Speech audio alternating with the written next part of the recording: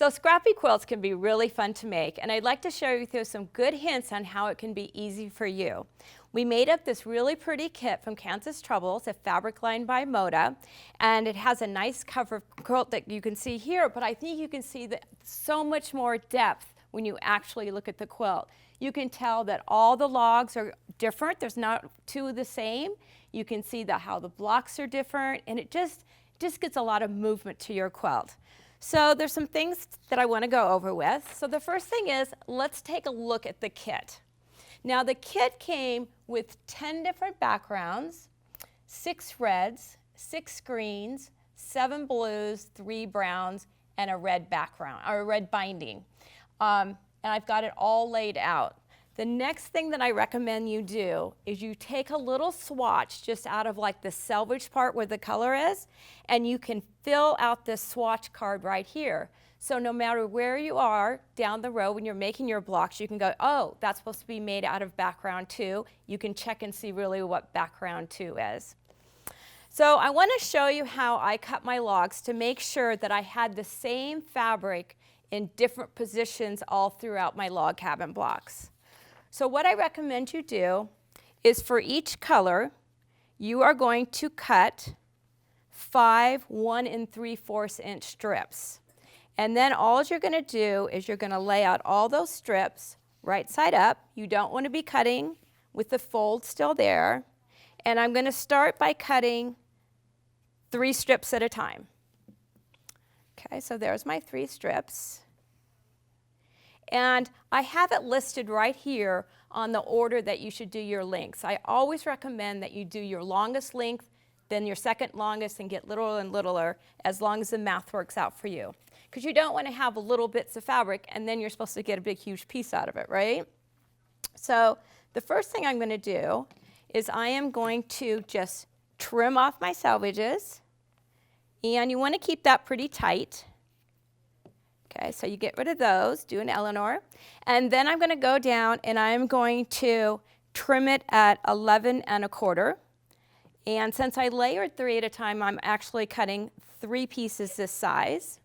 So there's 1. The next one I'm going to cut is a 10-inch piece. So that's going to be at 21 1/4. Okay, the next one is 8 3/4. So I'm going to go down. Sometimes I just check with my ruler to make sure I'm doing my math correctly. It's always good to measure twice and cut once, right? Okay, then I'm going to move my strip set up so it's back on the board again. The next one I'm going to cut is going to be at 7 1/2. Okay, so it's right there. Okay, and then the next one I'm going to do is going to be 3 3/4. Right. Okay, so that takes care of those. And then I have 2 strips remaining. And these I can actually layer up and cut. No, we're going to do them individually. We'll do it this way. So I'll layer those on top of each other.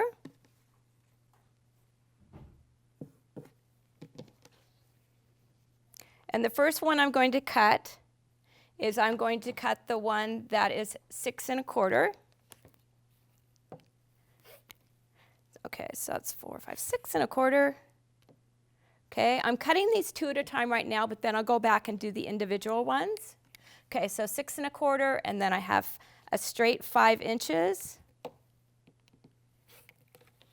Okay, and finally I have the 2 1/2. Okay, so that takes care of those. And you can kind of do a little spot check here. All these should be getting larger. Can you see how all these are getting larger every time? Okay, but I need to cut those last ones. You're going to have a part of a strip left over. Okay, get rid of that one. Okay, so we're going to cut one at 6 1/4. And this you'll be using later in your block, so make sure you don't get rid of any of your fabric. Okay, so 6 1/4. Then I have 5 and 2.5. All right, so that's all it is to cut your pieces. Okay, so now all my lights. Now I have 10 different lights, and for 8 of them, I'm going to be cutting it in increments of 3. So that's going to be for 24 log cabins. And if you look at the overall quilt, we do indeed have 28 log cabins, so I still need to cut 4 more. So in order to do the next 4, you're going to repeat, but you're just going to use, from the 2 remaining backgrounds, you're just going to do the same type thing, but just have 2 layers of fabric. And that will be your final 4, so you'd have your 28 blocks. Now to do your mediums and darks, they're done a little bit differently. And what I'm going to do, from the same color, we're going to cut 1 strip in certain increments, this one in another increments, and this one in another. So you really don't want to waste your time just cutting 1 layer of fabric. So I would probably do 4 layers at a time, but for the sake of this demo, I'm just going to do a couple and just show you how it works. Okay, so I have that one, and that one, and that one. Okay, so those are ready to go. And I don't want to accidentally cut into the next one. So the first strip I'm going to cut into 2 pieces. One is going to be, it's going to be 11 1/4. Okay, so that's 11 1/4. And the next piece I'm going to cut is 8 3/4. Okay, so that will bring it down to here. So that's 2 of my logs. Okay, the next one I'm going to cut into 3 different pieces, and that is going to be 10 inches. Okay, and then I have, so that's 10, and then I'm going to cut 7 1/2, and finally 2 1/2. So you can see how there's very little waste.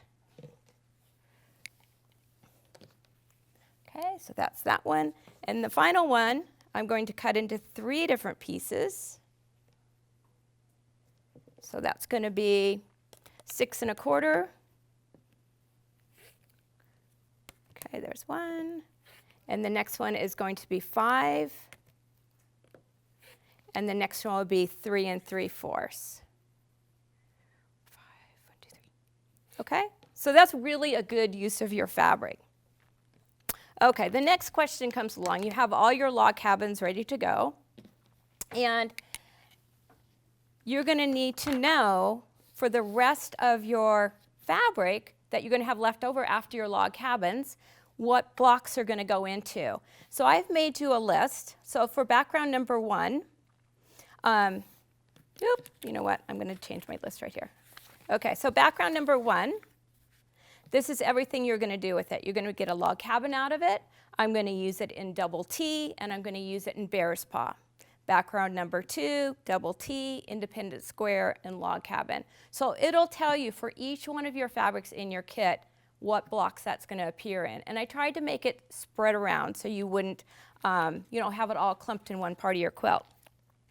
So once you get those all cut, we now have labels that when you cut your piece, you can go, it's like a sticky label, and you can just peel that off and put it where you want it to go. Okay? So that's how it goes. Now, if you'd like to get these documents at home, you can go to our website, and along with the page that you would order your kit from, there's going to be a little icon you can choose, and you can choose to either print out labels for yourself, and another icon will be for all the informational sheets on how you're going to cut and how you're going to distribute your fabric in your blocks. So I hope this will make it really fun for you. Enjoy.